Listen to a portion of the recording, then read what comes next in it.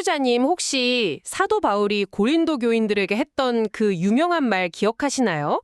내가 너희 중에서 예수 그리스도와 그가 십자가에 못 박히신 것 외에는 아무것도 알지 아니하기로 작정하였음이라.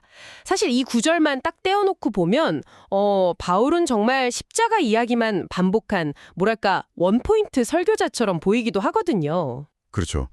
근데 그 말이 사실은 바울 사상의 문을 여는 아주 중요한 열쇠에 가깝습니다.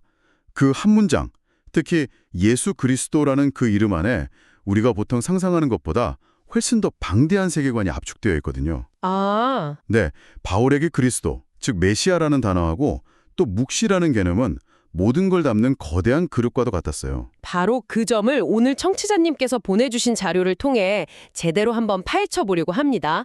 바울 신학의 두 핵심 기둥, 메시아와 묵시의 진짜 의미를 탐사해 볼 텐데요. 솔직히 고백하자면 저도 오랫동안 그리스도가 그냥 예수의 성인 줄 알았던 사람 중 하나라 좀 뜨끔합니다. 하하, 사실 많은 분들이 그렇게 생각하시죠. 그리고 아포칼립스 하면 뭐 좀비나 외계인 침공 같은 게 먼저 떠오르고요. 오늘 이 뿌리 깊은 오해부터 확실히 걷어내 보죠. 아주 좋은 출발점입니다. 그 오해를 푸는 것만으로도 바울의 세계가 훨씬 입체적으로 보이기 시작할 겁니다. 그럼 메시아 이야기부터 시작해 볼까요? 그리스도가 성이 아니라 메시아를 뜻하는 칭호라는 건데 이게 단순히 그냥 구원자라는 의미 이상이라고요? 그렇습니다. 그리스도, 즉 헬라 크리스토스는 히브리어 메시아를 번역한 말이고요. 문자 그대로의 뜻은 기름 부음 받은 자입니다. 아, 기름 부음 받은 자. 다양하고 또 강력했죠. 어떤 이미지들이었나요? 보내주신 자료들을 종합해보면 당시 문헌에 나타난 기대를 크게 6가지 유형으로 나눠볼 수 있습니다. 첫 번째는 가장 대표적인 이미지, 바로 왕적 메시아입니다. 왕이요? 네, 다윗의 후손으로 와서 이스라엘이 진정한 왕이 되고 나아가서 온 세상의 참된 주임으로 군림하는 존재죠. 그리고 두 번째는 전사 메시아입니다. 왕과 전사. 이미지만 들어도 굉장히 강력하네요. 당시 로마 제국 입장에서는 거의 뭐 반역 선언처럼 들렸겠어요. 바로 그겁니다. 이 단어들은 결코 그냥 순수하게 종교적인 용어가 아니었어요. 아주 정치적이고 현실적인 열망이 담겨 있었죠. 당시 유대인들은 로마의 압제에서 자기들을 해방시켜줄 강력한 지도자를 기다렸으니까요. 그렇죠. 하지만 바울의 비판자들은 바로 이 지점에서 그가 유대교의 메시아 사상을 너무 급진적으로 심지어는 왜곡해서 재해석했다고 주장하기도 합니다. 아, 십자가에 달려서 무력하게 죽은 인물을 메시아라고 했으니까요. 맞습니다. 당시 유대인들한테는 정말 엄청난 스캔들이었을 겁니다. 정말 상상하기 힘든 모순이었겠네요. 그럼 나머지 유형들은 어떤가요? 이 왕과 전사의 이미지와는 좀 다른가요? 네, 결이 다른 이미지들이 있습니다. 세 번째는 성전 건축자 메시아입니다. 성전 건축자요? 네, 이스라엘 신앙의 중심인 성전을 새롭게 그리고 진정으로 건축할 인물이라니 기대죠. 네 번째는 역사 성취자 메시아고요. 아, 과거의 역사를 완성하는 역할이군요. 그렇습니다. 흩어져 있던 성경의 모든 예언들을 성취하고 이스라엘의 그 기나긴 역사를 마침내 절정으로 이끄는 역할입니다. 그리고 다섯 번째와 여섯 번째는 그 역할의 방식과 관련이 깊은데 아주 중요합니다. 방식이요? 네, 다섯 번째는 대표자 메시아입니다. 마치 다윗이 이스라엘을 대표해서 골리앗과 싸워 이겼던 것처럼 메시아 한 사람이 이스라엘 전체를 대신하여 모든 걸 행한다는 개념이죠. 한 사람이 전체를 대표한다. 그렇죠. 그리고 마지막 여섯 번째는 대리자 메시아로 하나님과 이스라엘 그리고 온 세상 사이에서 하나님의 뜻을 수행하는 대리인으로 활동하는 존재를 의미합니다. 듣고 보니 바울이 예수는 그리스도다라고 선포했을 때 이 6가지의 복합적이고 때로는 모순적으로 보이는 이미지들을 전부 가져와서 예수라는 한 인물에게 집중시켰다는 거군요. 맞습니다. 와, 정말 대담한 시도였네요. 그의 편지에서 이런 주장들을 뒷받침하는 구체적인 근거들을 찾아볼 수 있을까요? 물론입니다. 바울 서신은 사실상 이 메시아 개념을 증명하고 설명하는 논증으로 가득 차 있습니다. 예를 들어 로마서 1장 3, 4절을 보면요. 바울은 편지를 시작하자마자 예수가 다윗의 후손임을 명시합니다. 네, 자료에 따르면 이건 단순히 로마에 사는 유대인들의 환심을 사기 위한 그런 수사적인 장치가 아니에요. 왕적 메시아라는 프레임을 로마서 전체의 대전제로 딱 설정하고 시작하는 거죠. 아, 갈라디아서에서도 그런 흐름이 보이나요? 아브라함에게 주신 약속으로 시작해서 모세를 통해 율법이 주어졌던 시대를 거쳐서 마침내 때가 참에 메시아가 오셨다. 이걸 통해서 이스라엘의 역사가 미성숙한 상태에서 성숙한 상태로 넘어갔다고 설명하죠. 전형적인 역사 성취자 메시아의 모습입니다. 그렇군요. 근데 전사 메시아의 모습은 어떻게 설명하죠? 십자가에 달린 메시아인데 말이에요. 아주 중요한 질문입니다. 바울은 고린도전서 15장에서 그 답을 제시합니다. 그는 시편 8편과 110편을 인용하면서 메시아 예수가 모든 원수, 심지어 마지막 원수인 죽음까지도 발 아래 둘 때까지 통치한다고 선언해요. 아, 그러니까 칼과 창으로 싸우는 지상의 전투가 아니야. 그렇죠. 부활을 통해 죽음 그 자체를 이기는 우주적 전투에서 승리한 전사로 예수를 재정의한 것이죠. 또 고린도전서 3장에서는 교회를 새로운 성전으로 예수를 그 성전의 유일한 기초, 반석으로 묘사하면서 성전 건축자의 이미지로 가져옵니다. 잠깐만요. 그럼 바울이 그토록 자주 사용하는 그리스도 안에서 in Christ라는 표현이요. 그게 그냥 비유적인 말이 아니었겠네요. 지금 말씀하신 대표자 메시아 개념이랑 연결해서 보면 우리가 말 그대로 메시아라는 한 인격 안에 포함된다는 것처럼 들리는데요. 정확히 보셨습니다. 그게 바로 바울 신학의 핵심 중 하나입니다. 바울에게 메시아는 이스라엘 전체의 운명을 한 몸에 요약하고 포함하는 포괄적 인격체거든요. 포괄적 인격체. 네. 그래서 사람들이 세례를 통해 그리스도 안에 있게 된다는 건 대표자인 메시아와 신비적으로 연합해서 그에게 일어난 일, 즉 그의 죽음과 부활이 곧 우리의 현실이 된다는 걸 의미합니다. 와. 이게 바로 로마서 6장의 논리입니다. 개인의 실존이 메시아의 이야기 속으로 완전히 편입되는 거죠. 결국 바울에게 예수는 단순히 위대한 개인을 넘어서서 이스라엘과 온 세상을 향한 하나님의 계획 전체를 한 몸에 구현하고 성취하신 분이라는 의미군요. 맞습니다. 그리고 이 대표자 개념은 예수 그리스도의 신실함이라는 아주 중요한 주제로 이어집니다. 로마서 3장에서 바울은 이스라엘이 하나님의 언약에 신실하지 못했고 결국 그 계획을 수행하는데 실패했다고 진단하거든요. 네. 그래서 하나님은 자신의 계획에 끝까지 죽기까지 순종할 단 한 사람의 대표 이스라엘인, 즉 메시아를 통해 그 계획을 이루셔야만 했다는 겁니다. 바로 예수의 그 완벽한 신실함 덕분에 실패한 인류를 향한 하나님의 구원 계획이 마침내 성취되었다는 것이 바울의 주장인 거죠. 메시아라는 단어 하나에 이렇게 깊고 방대한 서사가 담겨 있을 줄은 몰랐습니다. 그런데 바울 신학의 또 다른 한 축이 묵시라고 하셨잖아요. 사실 이 단어도 메시아만큼이나 오해를 많이 사는 것 같아요. 보통 세상의 종말, 파괴, 재난 같은 좀 부정적인 이미지로만 쓰이니까요. 그게 바로 묵시에 대한 가장 크고 흔한 오해입니다. 자료를 보면 명확해지는데 바울 신학에서 묵시는 시공간 우주가 물리적으로 파괴된다거나 하나님이 기존의 창조 세계를 완전히 폐기하고 전혀 새로운 것을 시작하는 그런 무로부터의 창조를 의미하지 않습니다. 아, 그런 게 아니군요. 네.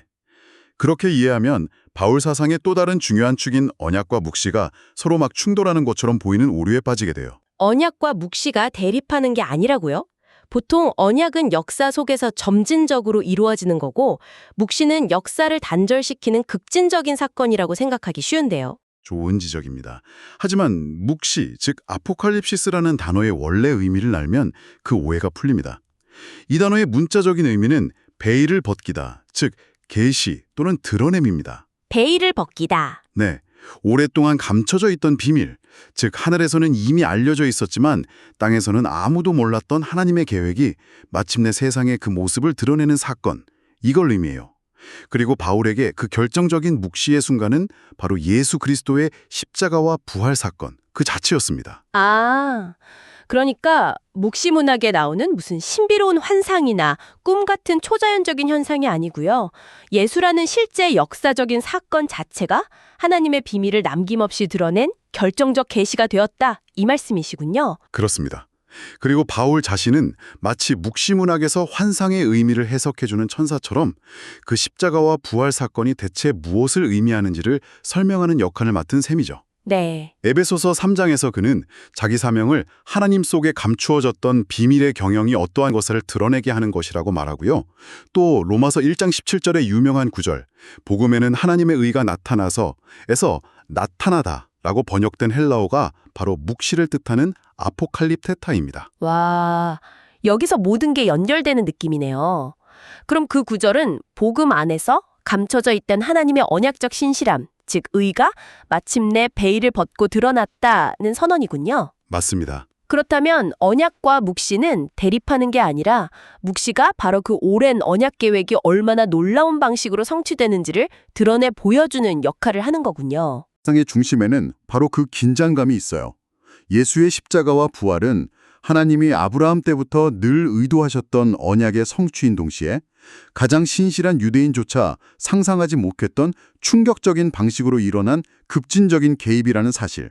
이 두 가지를 함께 붙들어야 바울을 제대로 이해할 수 있습니다. 오래된 약속의 성취이면서 동시에 모든 예상을 뛰어넘는 새로운 사건이었다. 네, 바로 그거죠. 과거의 묵시, 즉 예수 사건이 그랬다면 바울이 믿었던 미래에 일어날 묵시는 어떻게 이해해야 할까요? 보통 예수의 재림이라고 부르는 사건 말입니다. 여기서도 우리가 가진 고정관념을 좀 깨야 할 것 같은데요. 맞습니다.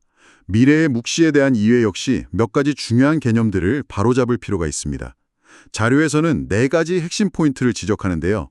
첫째는 파르시아라는 단어의 의미입니다. 파루시아, 네, 흔히 재림, coming으로 번역되지만 이 단어의 1세기 용법을 보면 더 정확한 의미는 임재, presence입니다.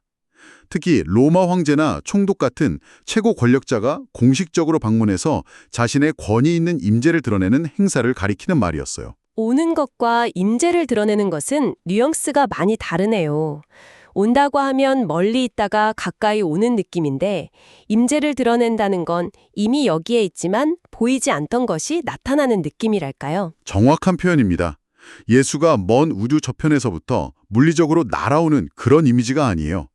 부활을 통해 이미 하늘과 땅의 주인이 되신 그분의 왕적인 통치와 임재가 마침내 가려졌던 베일이 완전히 걷히면서 온 세상에 명백하게 드러나는 사건으로 이해해야 합니다. 그렇다면 우리가 흔히 휴거라고 부르는 개념은 어떻게 되는 건가요? 성도들이 공중으로 들려 올라가서 세상을 떠나는 이미지 말입니다. 그것이 바로 두 번째로 교정해야 할 포인트입니다.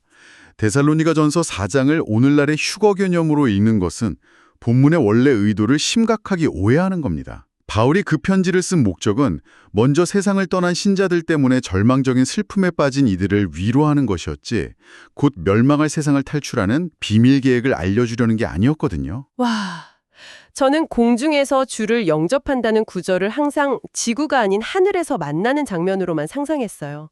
그런데 그게 아니라는 말씀이시죠? 네, 그게 세 번째 포인트와 연결됩니다. 공중에서 주를 영접하기 위해라는 표현의 배경을 알아야 하는데요.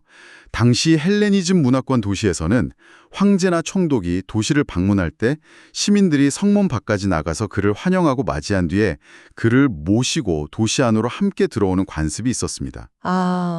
네, 왕을 맞이하는 영접단처럼요. 그러니까 세상을 떠나 하늘로 도망가는 게 아니라 이 땅을 다스리기 위해 돌아오시는 우리의 왕을 성문 밖, 즉 공중까지 마중 나가서 환영한 뒤에 그분을 이 땅으로 모셔드리는 그림이군요. 맞습니다. 와, 방향이 완전히 반대네요. 이건 정말 충격적인데요? 그렇죠. 세상으로부터의 탈출이 아니라 세상을 향한 왕의 귀환을 환영하는 이미지입니다.